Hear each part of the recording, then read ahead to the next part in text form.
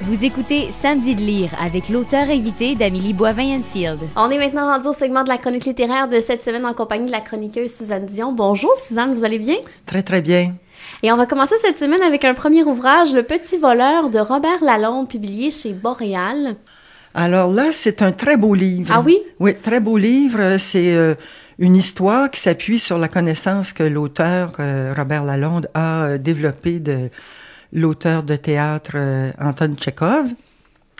L'histoire est assez simple. C'est un jeune homme qui veut devenir écrivain et qui nourrit une très grande admiration pour Tchekhov. Alors, il lui écrit de ses plaines immenses et il lui écrit pour lui demander des conseils et lui exprime son admiration. Alors, Tchekhov lui répond et lui demande de lui envoyer ce qu'il a écrit et il critique les premiers pas littéraires de ce jeune homme qui décide, à un moment donné, de partir de chez lui et d'aller rejoindre son maître.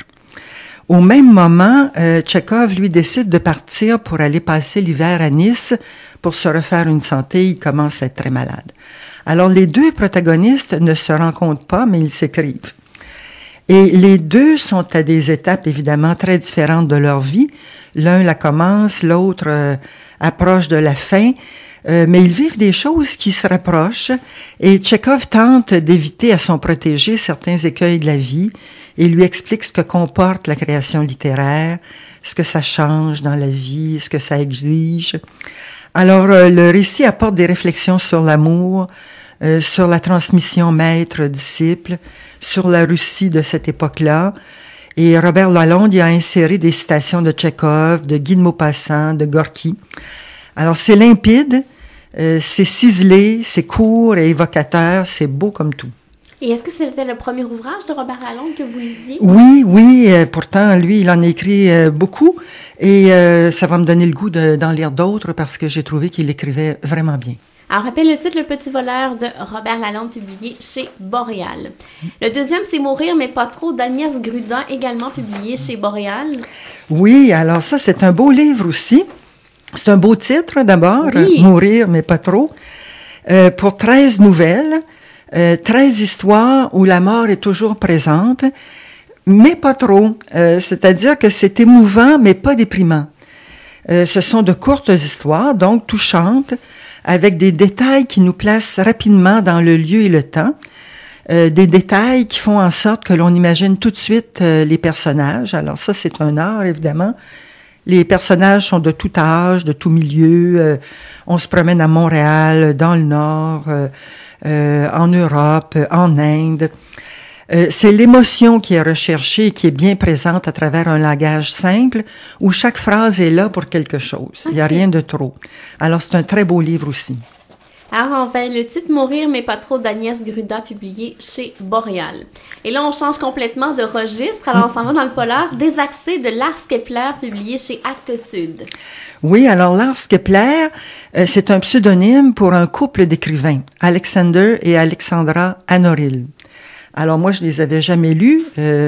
C'est un polar suédois, bien ficelé, bien sombre et bien prenant, comme la plupart des polars suédois. C'est un polar psychologique où les caractères sont très bien traduits. C'est assez original aussi. La responsable de l'enquête de la police, là, de la Rikskrim, est enceinte jusqu'aux yeux. Alors, son bébé arrivera certainement au monde très stressé avec tout ce que sa mère a vu pendant sa grossesse. Le véritable héros de l'histoire, c'est un ancien policier qui mène une enquête parallèle. Alors, les deux enquêtes se font... et chacun d'eux ne connaît pas tout, là, n'a pas tous les faits en main. Et lui, cet ancien policier, il accumule les transgressions à la loi, puis ça marche, c'est efficace. Alors, c'est évidemment... il apprend des choses plus rapidement que la police qui, elle, suit ses protocoles, disons. Alors, il y a aussi d'autres personnages très sympathiques où on a très peu peur pour eux, évidemment. On a très peur, plutôt pas très peu, mais très peur pour eux. C'est une histoire de stalking. Alors, moi, je savais pas qu'est-ce que c'était que le stalking. C'est l'obsession maladive de l'observation d'autrui, de la traque furtive, qui peut se traduire par de la violence extrême. Et dans ce cas-ci, ça se traduit par de la violence extrême. Alors, ce n'est pas un livre qui se lit là 10 pages à la fois, là, tranquillement. Ça se lit presque d'un trait, même si il y a 600 pages. Et souvent, moi, quand je lis des polars, j'aime pas ça quand il y a comme trop de détails sur les scènes de meurtre et tout ça. Est-ce que c'est le cas dans celui-là? Non, c'est pas. Il y a quelques meurtres et évidemment, ils sont pas tellement beaux, mais ça dure pas très longtemps. Moi, j'ai le même goût aussi. Je n'aime pas qu'on décrive le sang et là, il y en a un petit peu, mais pas pour nous rebuter. OK, on rappelle le titre des accès de Lars Kepler publié chez Actes Sud. Et là, le dernier, c'est Cœur de lapin d'Annette Winners publié chez Robert Laffont.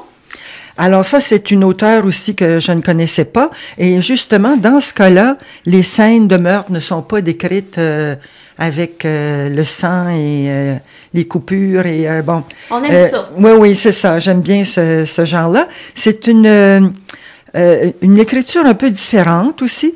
C'est une auteure allemande. Ça se passe dans une grande ville allemande. Et il y a deux histoires qui se rejoignent, comme dans le précédent. Il y a une policière qui est considérée comme un as là, de la brigade policière qui arrive chez elle après son travail alors que sa sœur devait s'occuper de son fils après être allée le chercher à la garderie. Et là, le fils est mort. Il a avalé une plante mortelle. Alors elle sait qu'il y a des choses qui sont pas claires, qui se sont passées dans cet après-midi-là, mais toute sa famille la force à considérer ça comme un accident. Elle n'achète pas complètement cette... Elle a des doutes. Oui, elle a des doutes, c'est ça. Et on la considère aussi en partie responsable de l'accident parce que le fils a avalé des plantes mortelles et c'est elle qui avait planté ces fleurs-là. Alors, la police classe l'affaire rapidement. Et puis, elle ne peut plus vivre dans sa famille, ni avec son mari, encore moins dans la maison où elle a vécu avec son fils.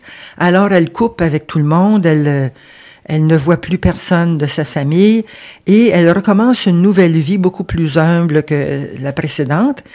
Et puis, 10 ans après ces événements-là, sa sœur, qu'elle n'a pas revue depuis 10 ans, parce qu'elle la considère quand même pas mal responsable de ce qui est arrivé, meurt dans des circonstances un peu nébuleuses aussi. Alors, les policiers commencent par voir là un suicide, mais elle considère qu'il y a des éléments qui sont pas très clairs et qui ressemblent à ce qui s'est passé il y a 10 ans. Les mêmes personnes sont en présence. Alors, l'habileté de l'auteur, ça consiste à éclaircir le mystère peu à peu. On comprendra évidemment l'ensemble du portrait seulement à la fin de l'histoire. Et l'auteur arrive à nous tenir en haleine jusqu'à la fin? Oui, c'est ça. Le début est un petit peu laborieux parce que on a un petit peu de difficulté au début à mettre les acteurs complètement, à les connaître vraiment. Mais progressivement, là, on s'attache à certains personnages. Et puis là, on doit chercher continuellement.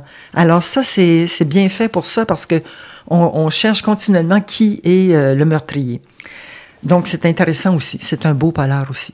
Alors, on rappelle le titre, Cœur de lapin de Annette Winners, publié chez Robert Laffont. Merci beaucoup, Suzanne, pour ces belles suggestions et on se reparle dans un mois. Merci.